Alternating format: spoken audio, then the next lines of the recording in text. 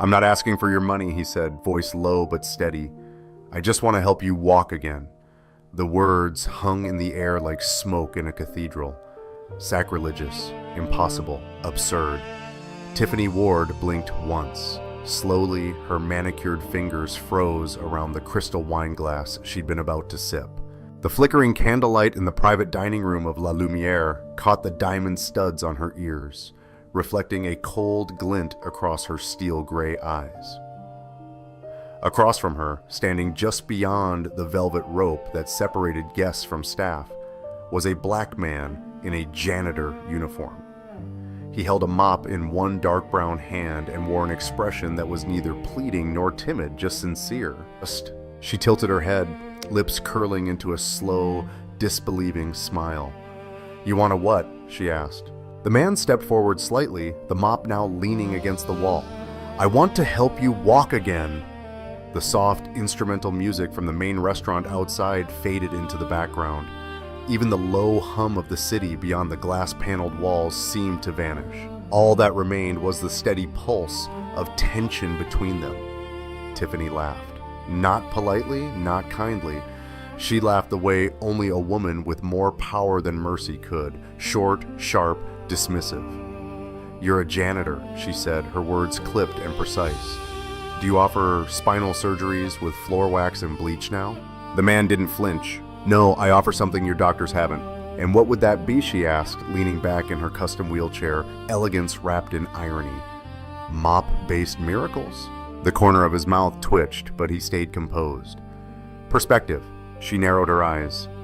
"You've got 5 seconds to walk out of this room before I call security. I don't care how many floors you've mopped."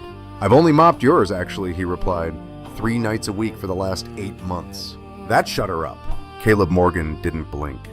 His deep brown eyes held her gaze, calm and relentless, his warm brown skin steady under the soft light, not invasive, not reverent, just real.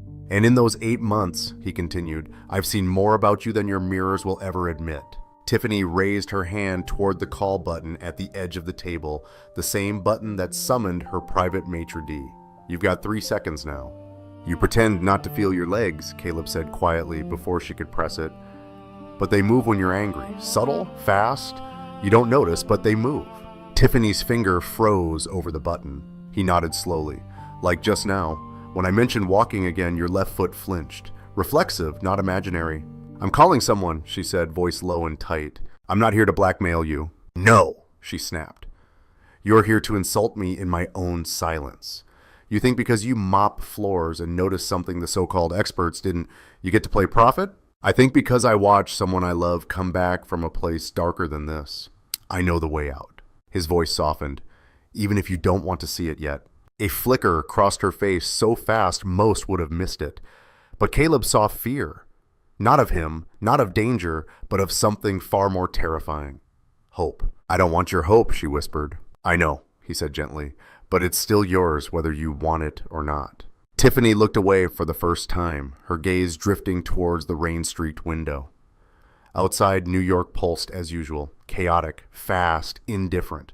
Inside, everything had stilled. She set her wineglass down with a faint clink. "What's your name?" "Caleb." She nodded once. "And what exactly do you want in return for this unsolicited generosity?" He hesitated, then nothing. She laughed again, this time quieter, sadder. "There's always a price." "Not for me," he replied. "I already paid mine." Before she could ask what that meant, he reached into his back pocket and pulled out a small card, just his name and a number, printed in clean, plain font. He walked forward, stopping just short of her table, and placed it gently beside her untouched dessert plate. "I'll be here until the end of the month. After that, I don't know. But if you ever decide to stop pretending, call me." He turned. "You know, I could have you fired," she said behind him. Caleb paused, but didn't look back. As a black janitor in a billionaire's favorite restaurant, he knew exactly how fragile his job was. "I know." "Why would you risk that?" "Because someone once did the same for me," he said, "and it saved my life." And then he walked out past the velvet curtain, past the maitre d', who looked like he wanted to speak but didn't dare, and disappeared into the quiet hum of the back hallway. Tiffany sat still for a long time, She didn't touch the card, but she didn't throw it away either. And when her driver wheeled her back to the car that night, she found her fingers tightening around something in her coat pocket. She hadn't remembered putting it there. The wind whispered through the cracked window of Caleb's apartment, carrying with it the scent of late autumn, wet asphalt, distant chimney smoke, and the faint sweetness of roasted peanuts from the street cart below. He leaned against the kitchen counter, his dark brown hands cradling a chipped mug of tea, as his daughter Emma colored quietly at the table with her socked feet swinging. Her deep brown skin glowed in the lamplight, tight curls pulled into a puff that wobbled every time she moved. "You were late tonight," she said without looking up, her voice soft but sure. "Got caught in a conversation," Caleb replied, taking a sip. Emma paused, her crayon hovering midair. Was it with that lady again? Caleb didn't answer right away. Emma's eyes lifted. She was only 7, but her gaze held something older, wiser. "She's sad," Emma said plainly. "I saw her last week. She looks like she forgot how to smile." Caleb smiled faintly. "Some people carry heavy things you can't see, kiddo. Like Mommy." His hand paused on the mug. The warmth no longer reached his fingers. He nodded slowly. "Yeah, like Mommy." 4 years ago, Caleb Morgan had stood over a hospital bed and watched the woman he loved become a stranger to herself. Kara had been a battlefield nurse, sharp, fearless, and fiercely alive. A black woman who could walk into chaos and still make people feel safe. Until the miscarriage, until the silence that followed, until the day she woke up and said her legs didn't work. And no one could tell her why. The VA doctors ran tests, CTs, MRIs, nothing. "They call it conversion disorder," one finally admitted. "Psychological paralysis. We can't fix what we can't see." But Caleb had refused to give up. He learned everything he could. Sat with her, watched her, held her when the tremors came, and slowly, inch by inch, she came back. It was messy, raw, full of setbacks. But one day she walked again, straight into the volunteer corps of Doctors Without Borders. She died in Haiti 6 months later. Wrong road, bad breaks, gone in a second. But what she left behind wasn't just a daughter. She left behind a fire in Caleb, quiet but fierce. The conviction that some wounds don't bleed, but they break you all the same. And sometimes only someone who has been broken knows how to help rebuild. Back at Lumiere, Tiffany Ward sat in the dark. She hadn't called anyone, hadn't spoken a word since her driver dropped her off. The townhouse was quiet, always was. Designed to her specs, pristine angles, glass walls, automatic everything. No clutter, no distractions, no warmth. She rolled to the full-length mirror in her hallway. Her reflection stared back at her, impeccably dressed, posture composed, hair perfect, and yet she couldn't stop staring at her legs. "Reflexes," she muttered, scoffing. "What does he know?" But something in her chest was twitching. It wasn't anger, not quite. It was recognition. Because deep down she knew Caleb Morgan wasn't wrong. And worse, he'd seen something no one else had dared to say out loud. She had built an empire, fought lawsuits, raised entire industries. But the moment he looked at her, not as a broken woman, but as someone still capable of wholeness, it shook her more than she could explain. "Perspective," he had said. She wheeled backward violently and turned toward her office, the place where she still felt in control, at least on paper. On her desk sat a photo. Harrison. God, he had been charming, brilliant, charismatic, and cold as hell. The night of the fall, the so-called accident, he hadn't even driven her to the ER. He'd just called a car service, stayed home, and resumed his dinner with 2 lawyers from the board. 3 days later, he moved out. 2 weeks after that, divorce papers. She remembered the scan results. No spinal injury. The doctors had said you should be walking, but she hadn't. Not then, not since. Not because she couldn't, because something inside her had simply turned off. 2 days later, Caleb was back on shift. He pushed his mop bucket across the marble floor of the main dining hall, earbuds in, but no music playing. He liked the rhythm of the place, polished chaos behind the curtains, elegance up front. It reminded him of field hospitals, controlled illusion. And as a black man moving quietly through a world built for other people, he had learned how to be present without being seen. He didn't expect to see her again, but just before 9 p.m., The maitre d' pulled him aside. "There's a request," the man said awkwardly. "From the woman in the VIP room. She asked for you." Caleb arched an eyebrow. "You sure?" The maitre d' looked spooked. "She said if it wasn't you, she'd leave." He wiped his hands, removed the apron, and made his way to the room.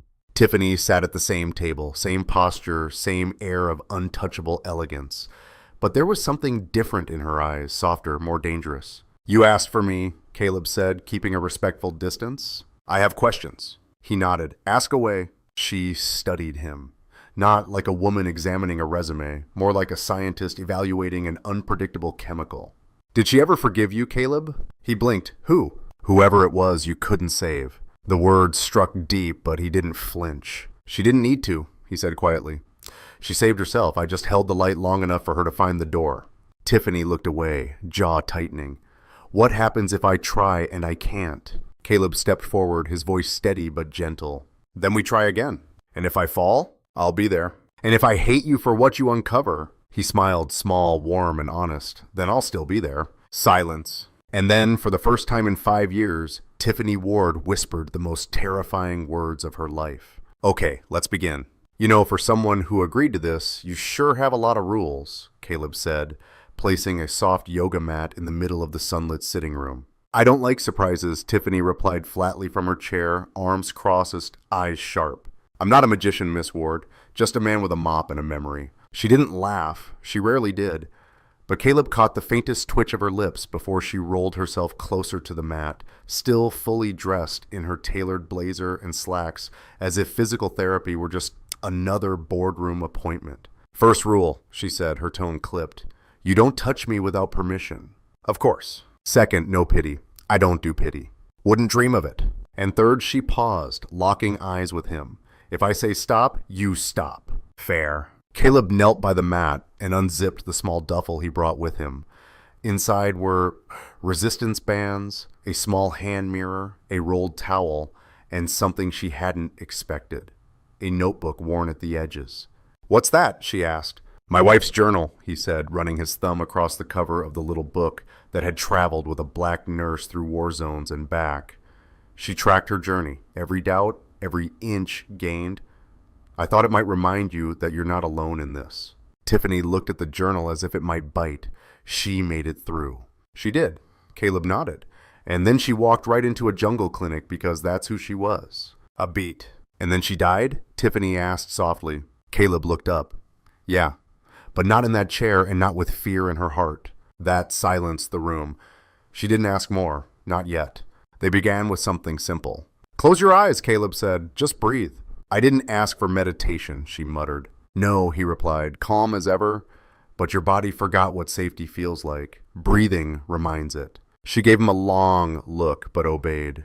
The room fell into stillness. Caleb watched her, watched the tension around her mouth, the twitch beneath her right thumb, the way her toes flexed ever so slightly when the sun hit her knees. There were cracks in the armor. He just had to help her see them. Later that evening, Tiffany sat alone in the same room long after Caleb had gone. The house felt different. Not lighter, not warmer, but less sterile, like something had shifted, barely but unmistakably. She rolled to her study. The walls were lined with books she hadn't touched in years. Contracts, economics, tech manifestos, everything built to control, to predict. Her eyes drifted to a smaller shelf. Old photos, her father's toolbox, a dusty violin case. She hadn't played since college. Hadn't let music into her life since she traded feeling for empire. Her hand hesitated over the case, then pulled back. Too much. Too soon. Instead, she turned toward her private bar and poured herself half a glass of bourbon. She stared at it for a moment, then pushed it away. "You're changing," she murmured. "God help me." The next session was different. Caleb entered the room and noticed something missing. The blazer. Tiffany was in a simple white t-shirt and yoga pants. No heels, no armor. Just her. He didn't comment, just offered a nod of acknowledgement. They began again. Controlled breathing, light movement, mirror work. "Why the mirror?" she asked. "So you can see yourself healing," he said. "I hate mirrors." "Then maybe that's where we start." They sat in silence a while. Then Tiffany broke it. "You want to know what happened?" Caleb looked up, surprised. "Only if you want to tell me." She stared at her own reflection, fingers gripping the arms of the wheelchair. I didn't fall, she said. Caleb didn't speak. I jumped. Silence again. I didn't want to die, she clarified, voice barely above a whisper. I just wanted him to stop looking at me like I was furniture. Your husband. She nodded once. He loved the company, loved the spotlight. But me, her jaw clenched, I was just background. Beautiful, profitable, replaceable. And after the jump, he didn't even come to the hospital, just sent flowers and a lawyer. Caleb's hands rested quietly on his knees. That's not your shame to carry. She laughed bitterly. Try telling that to the voice in my head for the past 5 years. He leaned in slightly. Tiffany, he said, his voice low, firm, and tender. You didn't lose your legs. You surrendered them. Her eyes flared. But that means you could take them back. Later that night, Tiffany sat at her grand piano. She hadn't touched it since the week before the fall. The keys were dusted, clean, but untouched. She stared at them like they might burn her fingers. Then, slowly, she pressed one, a single note, then another and another. The sound trembled through the house, echoing down hallways, brushing past marble, glass, steel. And when she closed her eyes, she didn't see the chair. She saw herself at 19, barefoot, laughing, playing the piano in her college dorm room while her roommate sang off key beside her. She saw life unfiltered, uncontrolled, alive. And for the first time in years, she didn't feel broken. She just felt unfinished. The park was nearly empty that morning, blanketed in a soft mist that blurred the trees like watercolors. Autumn had begun to scatter its colors across the pathways, burnt orange, golden yellow, and the muted rust of tired leaves ready to let go. Tiffany Ward sat alone near the duck pond, her chair parked under a crooked elm. The cold didn't bother her. She wore it like armor, a thick wool coat, gloves she hadn't needed, and sunglasses, though there was no sun. She told her assistant she needed air. She didn't say she was hoping to see him. On the far end of the park, Caleb Morgan jogged up the hill. Emma bouncing beside him, one hand gripping his hoodie, the other dragging a beat-up doll named Lucy. Emma's tight curls bobbed with each step, her brown cheeks flushed from the chill. Emma had begged for the morning walk before school. Just 10 minutes, Daddy. I want to give Lucy some fresh air. He chuckled. She's a doll. She's a doll who gets cold feet. That's not how feet work. Emma tilted her head. You fix people's feelings, but you still don't get dolls. He laughed loud and free. It was that laugh Tiffany heard first. She didn't turn, didn't need to. She recognized that voice now. It had been haunting her sleep since the night he said, "Then we try again." Caleb spotted her first. He slowed, not wanting to intrude, but Emma had already dashed forward, Lucy in hand. Tiffany looked up just in time to see a little girl standing in front of her, eyes wide and wondering. I know you, Emma said brightly. Tiffany blinked behind her sunglasses. Do you? You had dinner with Daddy at the fancy place? Tiffany arched a brow. Dinner? Well, Emma admitted, you sat and he cleaned. But I call that dinner now. Tiffany smirked despite herself. She doesn't usually talk to strangers, Caleb said, walking up slightly out of breath. I think Lucy vouched for you. Emma held up the doll. She said, you look like someone who needs a friend. Tiffany studied the doll, its mismatched buttons for eyes, one ear barely hanging on by a thread, and a pink ribbon tied where hair used to be. It was ugly and oddly familiar. What happened to her? Tiffany asked. Emma looked at Lucy, then shrugged. She's been through stuff. Why not get a new one? Emma frowned like the suggestion was offensive, because this one knows my secrets. Tiffany stared at that child for a long moment, then reached out hesitantly. May I? Emma handed Lucy over solemnly. Tiffany held the doll in her gloved hands like it was made of glass. You fixed her, she said quietly, pointing at the sewn ear and the patched-up belly. I didn't want her to feel left out just because she's broken, Emma said. Broken things are still people. Caleb watched in silence, his chest tightening. Tiffany's voice was barely a whisper. Who told you that? Emma shrugged again. Mommy used to say it. That hit hard. Hard enough to knock the breath from Caleb. He hadn't told Emma much about Kara's illness, only that Mommy had a very sad heart that took time to heal, and apparently his little girl had listened more than he realized. Tiffany gave the doll back gently. Do you want her to keep you company for a while? Emma asked. What? You look like someone who's lonely on the inside. That's worse than outside lonely. Tiffany blinked. The words hit her like wind through cracks in the window, chilling because they were true. I don't know what to say. You don't have to, Emma said. Lucy doesn't talk much either. That's why they get along. Tiffany chuckled softly. It felt foreign in her chest, warm, alive. Later, after Emma skipped off to feed the ducks, Caleb sat on the bench beside Tiffany. He didn't say anything at first. Just let the quiet settle between them. Finally, she spoke. She's extraordinary. He nodded. Takes after her mom? A beat. I've never been good with kids, Tiffany said. That's because most people forget they used to be one. She looked at him, eyes narrowing behind the glasses. You talk like a janitor who swallowed a therapist. He grinned. I mop up more than floors. She shook her head, but a smile tugged at the edge of her mouth. Then she reached into her coat and held up the doll. Do you know what she said to me? Tiffany asked. That broken things are still people. Caleb nodded. I haven't felt like a person in years, she added. More like a museum exhibit. Look, but don't touch. Elegant, untouchable, unfeeling. But not unfixable, Caleb said gently. She didn't respond. Instead, she looked out across the pond where Emma was now waving at a cluster of ducks. I used to be that girl, Tiffany murmured. Curious, loud, brave. Before the headlines, before the stock market, before I let the wrong people define my worth. Caleb watched her, silent. And now, he asked? She looked down at the doll again. I'm tired of being untouchable. That night, Tiffany placed Lucy the doll on the windowsill of her bedroom. It should have looked ridiculous. A grown woman with a child's plaything. But when she pulled the curtain shut and turned off the lights, something unexpected happened. She didn't feel alone. And in the stillness, she whispered words she hadn't spoken aloud in years. Maybe broken isn't the end. You're 5 minutes late. Tiffany's voice sliced through the morning air like a scalpel. Crisp, controlled, lethal. Caleb barely glanced at the wall clock. Traffic. This is a private residence, she replied, not a bus stop. He dropped his bag beside the mat and looked at her, eyebrows raised. Would it make you feel better if I apologized? No, she said, folding her arms. It would make me feel better if you respected my time. Caleb nodded slowly, then knelt to unroll the mat. Duly noted. So, what's on the agenda today? Sarcasm or stretching? Tiffany narrowed her eyes. I'm not here to be mocked. I'm not here to be managed, he said evenly.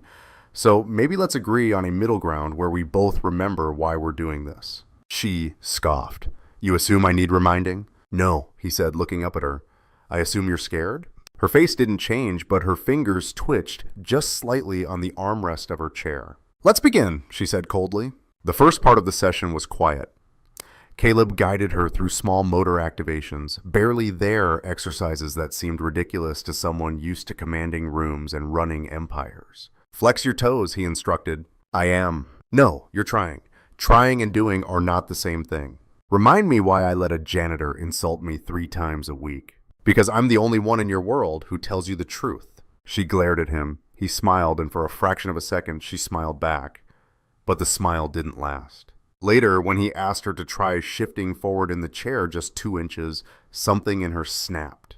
I said no, she shouted. I told you I can't. Caleb sat back on his heels. That's not what your body said yesterday. Tiffany turned away, her breath sharp and uneven. Do you know what it feels like? She said bitterly. To want something so badly and have your own body betray you. Yes, Caleb replied softly. She turned back toward him, fire in her eyes. Do you? My wife used to scream in her sleep, he said, voice low. She'd wake up paralyzed, trembling, begging me to tell her it wasn't real. But it was. Every night for almost a year. Tiffany's anger flickered, diminished, but not gone. What cured her? Time, patience, and truth. She stared at him, breathing hard. Then, tell me the truth. Caleb looked straight at her. You're not broken, he said. You're defending yourself. This paralysis isn't weakness, it's protection. Your mind built a wall so high even you can't see over it anymore. Tiffany swallowed hard. So what? You think you're going to tear it down? No, he said, I think you are. She turned her chair sharply, wheeled to the window, and stared out at the trees swaying beyond the glass. Her reflection hovered in the pane, upright, composed, untouchable, but inside she felt like a flickering bulb. One wrong word away from going dark again. I don't want to be pitied, she said, barely audible. You think that's what I feel for you? I don't know, she said. But pity feels a lot like love without respect. Caleb stood. Then let's get this straight. I don't pity you. I see you. And if that scares you, it's because no one else ever bothered to. That landed deep and dangerously close to where she'd buried everything she refused to feel. 2 hours later, after Caleb had gone, Tiffany sat alone in the same room, legs motionless, heart racing. She hated him. She hated that he made her feel seen. She hated that he pushed her harder than her own doctors ever dared.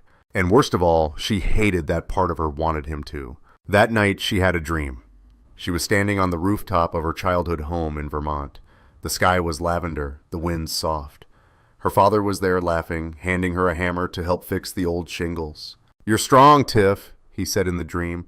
You just forgot where you put it. She woke up sweating and crying, and for the first time in years, without knowing exactly why, she whispered into the dark, Don't give up on me.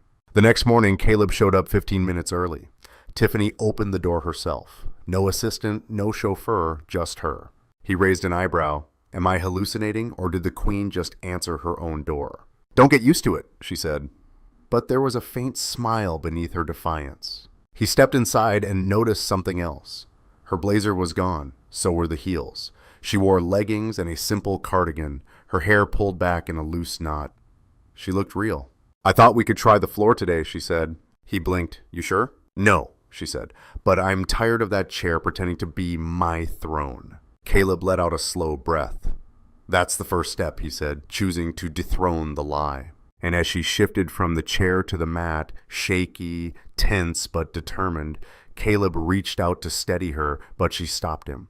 Let me try first, she said. He nodded and stepped back, and for the first time in half a decade, Tiffany Ward moved under her own power.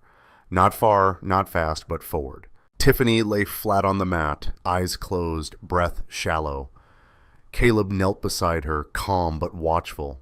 The late morning light filtered through the tall windows of her sitting room, casting soft shadows across the hardwood floor. Outside, the wind rustled the sycamores. Inside, something quieter stirred. Tell me what you feel, he said gently. Humiliation, she murmured, her jaw tight. Physically, she hesitated. Tension. Low back, quads. He nodded. That's progress. She scoffed. That's discomfort. It's proof, he said, his voice steady. Muscles that don't work don't hold tension. She opened her eyes slowly and looked at the ceiling. So, what are you saying? I've been faking it all these years? No, Caleb said calmly. I'm saying your mind built a story and your body listened. She turned her head sharply toward him. You think that's comforting? I think it means you are not powerless, he replied. And that scares you more than the wheelchair. Tiffany stared at him, eyes dark. You don't get to say that. I do, Caleb said, his voice soft but unshakable. Because I've seen the same fear in my wife's eyes. And I stood right here too, waiting to be pushed away because healing felt more terrifying than the pain. Silence. You keep saying she healed, Tiffany whispered. But what if I'm not her? You're not, Caleb said. You're you. And you're still here. Which means something inside you still believes this isn't the end. She blinked hard and said nothing. The afternoon passed in tension. Tiffany was quieter than usual, sharper when she spoke, slower to respond to cues. You're pulling away, Caleb said as he guided her leg through a light stretch. What's going on? She didn't answer. Instead, she turned her head and looked out the window. It's nothing. Caleb sat back on his heels. That's a lie. She exhaled through her nose. Fine. I saw a headline this morning. One of the gossip columns. Tiffany Ward's $1 million wheels, fashion or fantasy. He didn't say anything. They're mocking me, Caleb. Again, like always. They don't care what I've been through. They just want blood. He leaned forward. Then give them silence, not surrender. She looked away again. They'll never see me as anything but a scandal in heels, she muttered. No, Caleb said. They'll see what you show them. And what do I show them, huh? Her voice cracked. That I spent 5 years hiding behind leather and marble and headlines. That I let the world think I was untouchable because I was too ashamed to admit I'd fallen apart. His voice dropped to a whisper. You show them you're not afraid to begin again. Later that evening, Tiffany was alone. She sat by the piano, fingers hovering over the keys, but she didn't play. Instead, she looked at her reflection in the glossy surface, hair slightly unkempt, eyes tired but alive. Something about her posture was different. She'd moved 3 inches on her own today. It wasn't much, but it was something. She lifted her hand and touched her thigh gently, almost in disbelief. She had felt something. The next day, Caleb entered to find her already waiting on the mat. No assistant, no makeup, just her. He smiled. "You're early." She nodded. "I had a nightmare." He paused, setting down his bag. "Want to talk about it?" "I was walking," she said, but no one noticed. Not one person. It was like I had fought so hard to stand, but I was invisible. He sat beside her. "What do you think it meant?" She didn't hesitate. "I'm scared that when I finally walk again, it won't matter, that I'll still feel alone." Caleb's voice was gentle. "You won't be." "How can you be sure?" "Because the people who see you now, who really see you, aren't looking at your legs." Tiffany went quiet, then, almost too softly to hear, "Thank you." He met her eyes. "For what?" "For not looking away." The session that day was different. She pushed harder, more focused, less guarded.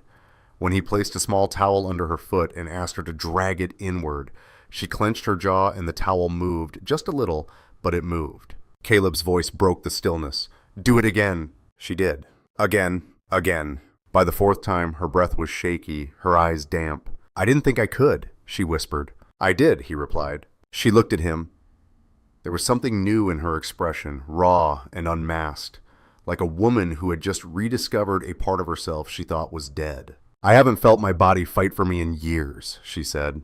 "It's like it remembered me." He nodded. "Because you finally gave it permission." That night, she opened a drawer in her closet and pulled out an old photograph of her and her father. He was laughing, arm around her shoulders, a tool belt slung across his waist. She was barefoot, wearing paint-stained overalls and no makeup, smiling like she had the whole world in her hands. She touched the image gently and whispered, "I'm still in here." But just as the light began to return, something darker stirred in the background. A message lit up her phone from an unknown number. "You think this makes you a hero? You're still a fraud, Tiffany.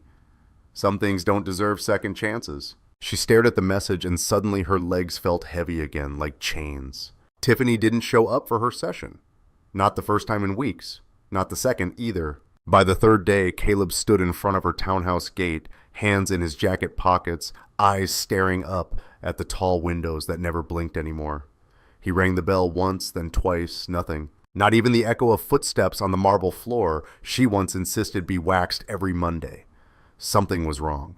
Not loud wrong, silent wrong, the kind that weighed more than any scream. Inside, Tiffany sat in the dark, curtains drawn, phone face down. The screen had lit up a dozen times. Messages from Caleb, from her assistant, from a number she didn't recognize but suspected belonged to Emma. She hadn't moved from the couch in 2 days. Not since the message. "You think this makes you a hero? You're still a fraud." Whoever sent it had cut straight into the bone. Because it wasn't just hate, it was confirmation of what she'd feared all along, that even at her most honest, she was still a performance piece to someone. A spectacle in a $15,000 chair. A woman who could move but hadn't. A woman who could lead but hadn't led herself anywhere in 5 years. When Caleb returned the next day, he didn't ring the bell, he waited. And just before 10 a.m., the front door cracked open. Tiffany was in a robe, pale, hollow-eyed, but standing, only barely leaning on the frame, her legs stiff as iron rods, but standing. "Why are you here?" she asked, her voice rough. Caleb took one long breath, aware of every time in his life a door had been closed to a black man who knocked. "Because I didn't come this far just to be part of your before and after picture." She flinched. He didn't apologize. "I'm not doing this anymore," she muttered, turning away. "Why?" She paused and then quietly, without drama, "Because I'm terrified that all of this doesn't matter." Caleb stepped inside, shutting the door behind him. He didn't move closer. "You're afraid of the wrong thing," he said. "Oh, enlighten me," she snapped. "You're afraid of not mattering," he said gently. "But what you should be afraid of is never trying again." She looked at him, eyes damp. "They don't know me, Caleb. They don't know what I've lived through." "Then show them." "I tried," she choked. "And the moment I did, someone reminded me that my worst chapter still defines me." Caleb walked closer, sat in the chair across from her. "Tiffany," he said, low and steady, "we don't get to choose who haunts us, but we do choose who we believe. She looked down, voice breaking. What if the voice that haunts me is mine? That silence between them was heavier than words. He nodded slowly. Then, let's teach her how to speak again. They didn't do physical therapy that day. Instead, they sat on the floor, facing each other. Caleb brought out his wife's journal again, opened to a page dog-eared with wear. She wrote this 3 months before she stood, he said. Tiffany leaned in. Caleb read aloud. Today I felt a twitch. Just one, but it was mine. Not the doctor's, not the diagnosis. It belonged to me, and it told me you're still in there. Tiffany closed her eyes. I'm tired of being a symbol, she whispered. Caleb smiled faintly. Then stop being one. Be a person instead. She let out a broken laugh. That's the hardest thing anyone's ever asked me to do. No, he said, it's just the first honest thing. Later, as he packed his bag to leave, she stood in the doorway behind him, still leaning, but stronger now. Caleb, she said softly. He turned. If I fall again, I don't think I'll get back up. He met her eyes with the kind of gaze that made you feel held even from across a room. Then I'll sit beside you, he said, until you're ready to try again. That night, Tiffany stared at herself in the mirror for a long time. No makeup, no designer armor, just skin, tired eyes, and a flicker so faint it nearly vanished. Of something that looked like hope. She reached for her phone, typed a name, blocked. Then she opened her contacts and sent a message. Tomorrow, 9 a.m., I'm ready. The next morning, the piano room looked different. The curtains were open, a breeze slipped in from the terrace, the mat was already rolled out. Tiffany was waiting. When Caleb walked in, she didn't greet him. She simply said, I dreamt I stood in front of a crowd. I was shaking. Everyone was watching and I hated it. But then one person reached out a hand, not to applaud, just to hold. He walked toward her and she looked at him. It was you. That session, she did more than move. She fought. Her hands trembled.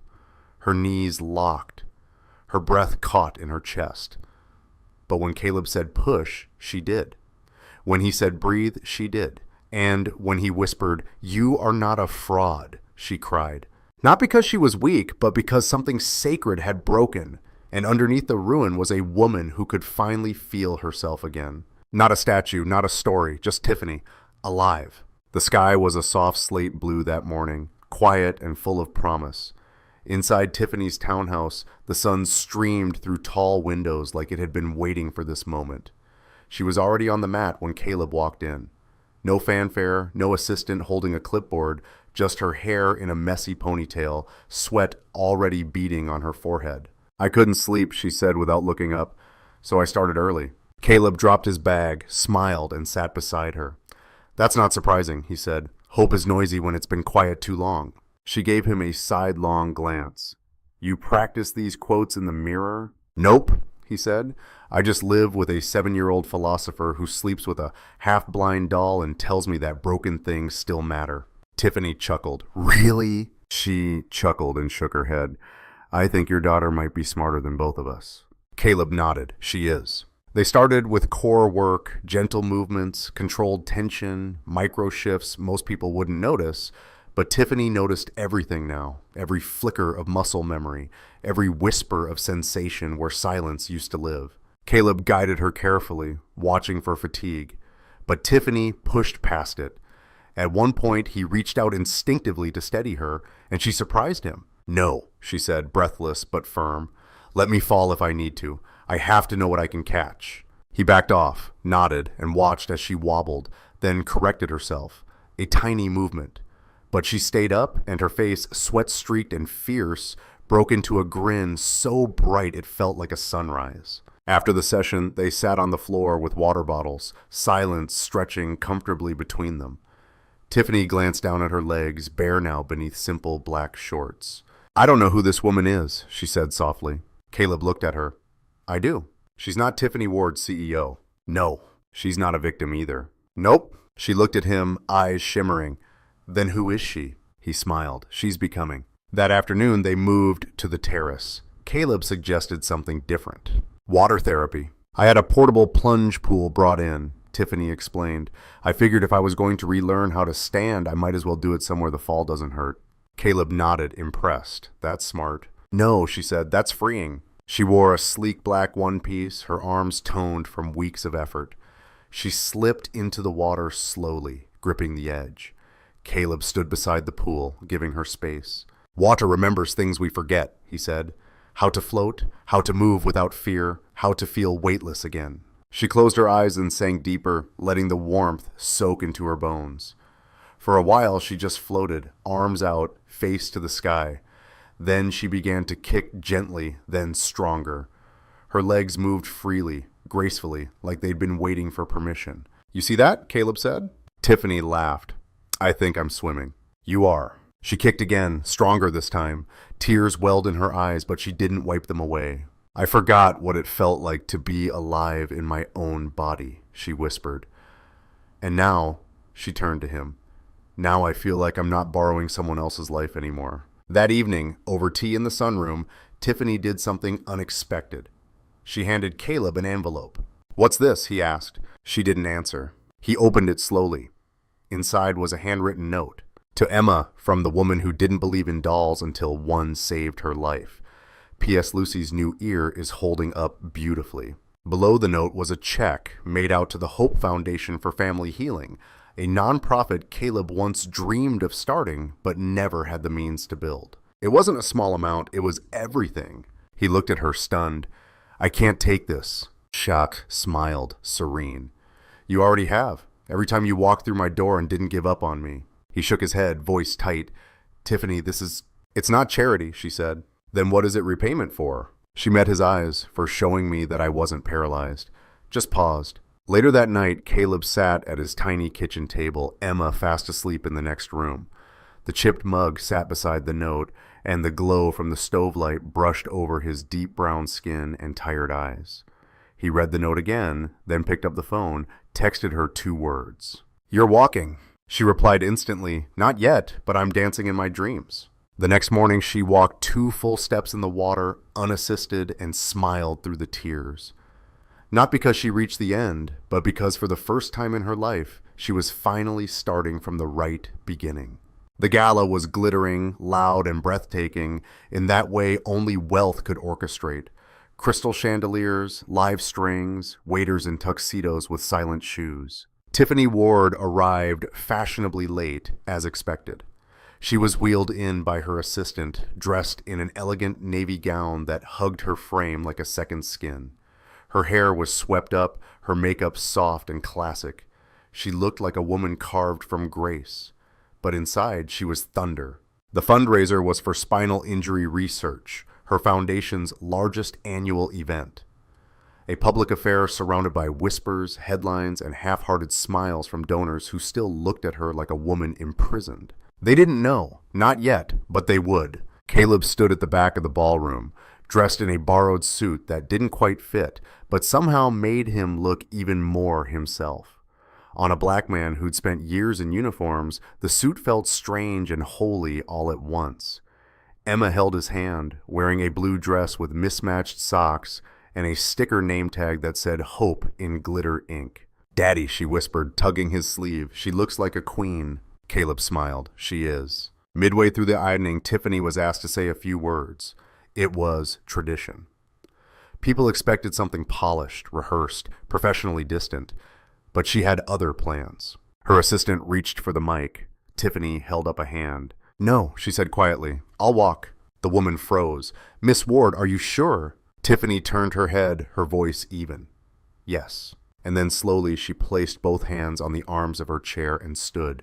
The ballroom fell into silence, the kind of silence that chokes sound out of the air and turns time into glass. 2, 3 seconds passed. Then she took a step. Another. Her heels clicked softly against marble. No one moved. No one breathed. By the time she reached the podium, her body trembling but upright, every eye in the room was on her. She looked out over the crowd. Bankers, surgeons, tech billionaires, influencers, all of them watching the woman who once sat among them in silence. She adjusted the mic and smiled. "There was a time," she began, voice clear, "when I believed that standing still was strength." The room remained frozen. But stillness is not strength. It's fear, disguised in silk and marble. Her gaze swept across the crowd. "I spent 5 years in a wheelchair, not because I couldn't walk, but because I was afraid to feel what it would cost me to try." A gasp rippled through the back row.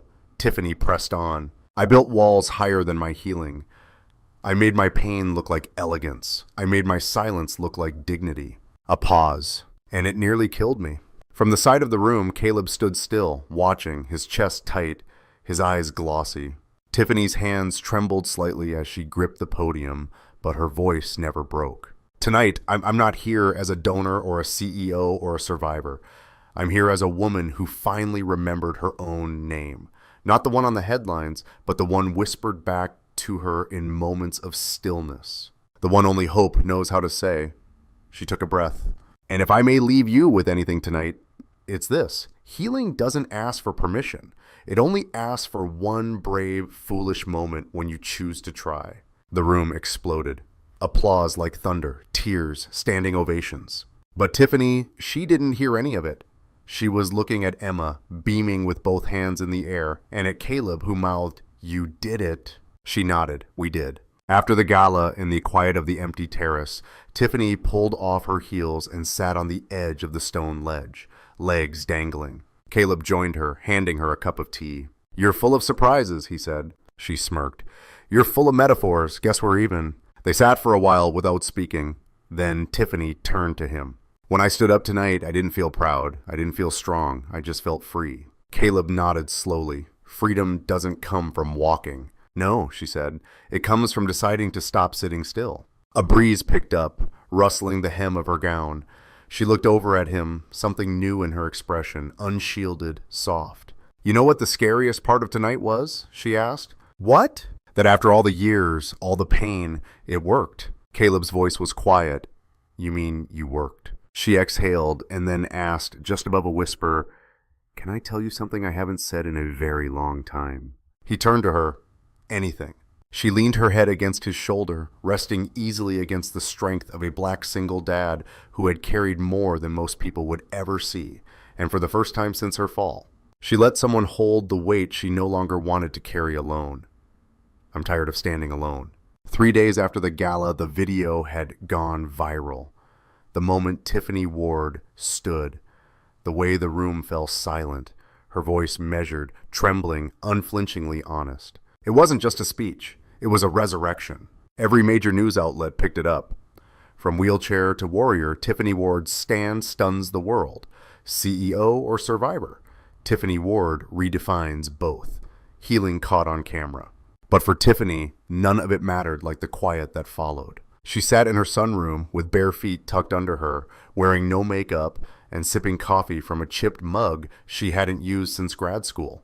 The world was buzzing, her inbox overflowing, her foundation receiving record donations. But her eyes weren't on the headlines. They were on a message from her mother. "You stood taller than I've ever seen you, and you didn't even need heels. I'm proud of the daughter I once feared I lost."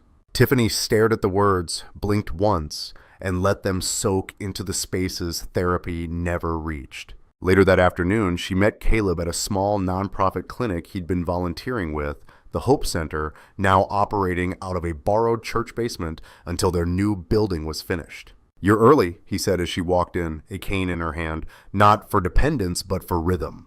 "I'm learning," she replied, "to stop making the world wait on me." He smiled, still dramatic though. "Old habits," she smirked. They walked through the space together. Bare floors, scuffed chairs, paint peeling from the ceiling. But there was light in the corners and warmth in the walls, a kind of purpose that couldn't be bought. Caleb showed her a room where a teen girl in a neck brace was laughing with a nurse over a puzzle. "She hasn't smiled in a week," he said softly. "Until now." Tiffany looked around. "What would it cost," she asked, "to build something permanent?" He raised a brow, more than a viral moment. She turned to face him. "Then it's a good thing I'm no longer living in moments." That evening, Tiffany appeared on a nationally syndicated talk show. It was a soft chair and hard questions kind of interview. The host leaned in. "People are calling this a miracle. Would you?" Tiffany smiled faintly. "I'd call it something harder than a miracle. I'd call it work." Applause. "But you were told you'd never walk again. How did you find the strength?" Her answer was quiet but firm. "The strength wasn't in my legs. It was in letting someone see me when I was too ashamed to see myself." A pause. "And who was that someone?" She looked straight at the camera. A janitor with calloused hands, a grieving heart, and more wisdom than every specialist I'd ever hired combined. A black single dad who refused to let my fear have the last word. The clip racked up over 20 million views in 2 days. Not because it was dramatic, but because it was true. And in a world full of curated perfection, truth always cuts through. On a cool Saturday morning, Tiffany visited a local elementary school where Emma's class was hosting a community day. Caleb hadn't told her Emma had invited her personally with a hand-drawn card that read, "You're my walking hero." Tiffany laughed when she saw it. Now, standing by the bake sale table, she felt awkward in a way she hadn't since college. "This is where your fame brought you," Caleb teased, handing her a cupcake. "I was promised luxury. Instead, I got lemon poppy seed." Emma ran up with Lucy, the doll clutched in her arms. "Miss Tiffany, can I show you my project?" Tiffany knelt down slowly, no wheelchair, no assistant, and smiled at her. "I'll lead the way." Inside, taped to the wall, was a drawing of a stick figure standing up from a chair. Above it, in crooked handwriting, were the words, "Sometimes heroes don't wear capes, they wear courage." Tiffany blinked and hugged Emma before the tears could reach her mouth. As the event wound down, Tiffany and Caleb walked the empty sidewalk back to his car. The sun was setting, painting the sky in soft fire. "Do you regret it?" he asked suddenly. "The speech, the spotlight." She shook her head. "No. I regret staying silent for so long." Caleb nodded. "You've changed a lot." She smiled. "I've just stopped hiding." They reached the car, but neither got in. Instead, Tiffany turned to him, serious now. "I never said thank you." "You don't have to." "I do," she insisted. "Not just for what you helped me do, but for who you reminded me I still was." She stepped closer. "And Caleb," she whispered, "I don't want to walk alone anymore." His breath caught. "You sure?" She nodded, her voice steady. "Because for the first time in my life, I know exactly where I'm going." And without another word, she leaned forward. No rush, no fear, and kissed him. It wasn't a spark. It was a sunrise, something quiet, steady, warm. Something that said, "This is how new stories begin." The grand opening of the Hope Center drew a crowd that surprised everyone, especially Caleb. He stood at the edge of the parking lot, watching car after car pull in, volunteers rushing to direct people, media vans unloading, and children tugging at their parents' hands toward the entrance. "Half the town's here," he murmured. "Half the state, maybe," Tiffany said from beside him. She was radiant in a simple ivory blouse, walking confidently with no cane, her hair loose and glowing in the morning sun. Caleb looked at her. "You nervous?" She smiled. "I used to be scared of the silence in a room. Now I just listen for the heartbeat." He chuckled. "You always talk like a poet at 9 a.m. "Only on the days that matter," she said softly. "And this one does." Inside, the new center pulsed with life. The air smelled of fresh paint and hope. Colorful murals lined the walls. One, drawn by local children, showed a little girl holding hands with a woman rising from a wheelchair. Beneath it, a quote in bold letters read, "Healing isn't about returning to who you were. It's about becoming who you were meant to be." Emma had picked the quote. Tiffany had painted it herself. Caleb stood near the ribbon with her now, holding the ceremonial scissors. "Ready?" he asked. She nodded, but before he cut, she touched his hand gently. "Wait." Tiffany stepped forward and took the mic, her voice steady, eyes clear. "Before we open these doors, I just want to say something simple and true." She paused. "This center doesn't exist because of donations or media coverage. It exists because a man who mopped floors believed in something louder than silence and gave it a name." The crowd stilled. He gave it hope. Caleb's jaw tightened, his eyes suddenly glassy. And he didn't do it to be noticed. He did it because that's what love does, quietly, without asking for applause. She turned to him. "Caleb Morgan, you didn't just help me walk, you helped me live." The scissors dropped to the ribbon with a soft clatter. Caleb reached for her hand, and together they pulled the doors open. Children ran in first. Families followed. Reporters snapped photos. Somewhere in the background, someone started playing an old piano they'd salvaged from a closed-down rec center. And just outside the main hall, on the balcony that overlooked the city, Tiffany found herself standing alone until Caleb joined her. "Nice speech," he said quietly. "Thanks," she replied. "I winged it." They stood in silence for a moment, the wind lifting her hair, the sound of children laughing echoing through the halls. Then Tiffany turned to him, her eyes soft and shimmering. You know, the first time I saw you, I thought you were just a janitor. Caleb raised an eyebrow. I was. No, she said, voice warm. You were more.